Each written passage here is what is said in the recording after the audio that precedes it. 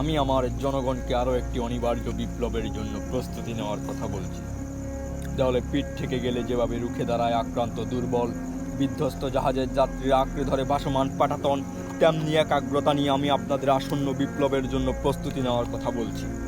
বিপ্লব মানেই যুদ্ধ, বিপ্লব মানেই তিল তিল করে বাঁচতে শেখা, বিপ্লব মানেই ভাসমান রক্তপদ্ম, প্রস্ফুটিত কৃষ্ণচূড়া, বিপ্লব মানেই জীবন, বিপ্লব মানেই জীবনের জন্য আবরণ লড়াই।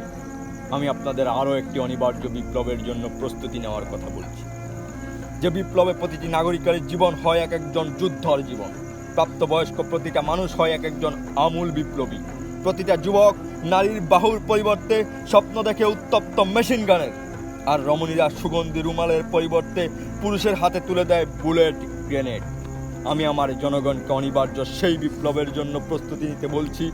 বিপ্লব মানেই যুদ্ধ, বিপ্লব মানেই সংগ্রাম সংঘাত, বিপ্লব মানেই শিরায় শিরায় উদ্যম ঝড়, ঝড়ো হাওয়া টর্নেডো স্লাইকন, বিপ্লব মানেই কলকলিত সমুদ্রের শোষ অশান্ত গর্জন, বিপ্লব মানেই আশা সফলতা ও বিজয়ের অমেঘ পুষ্পমাল্য।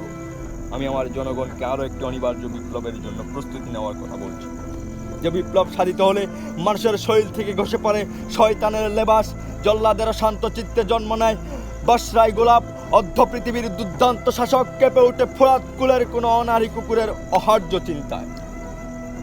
যে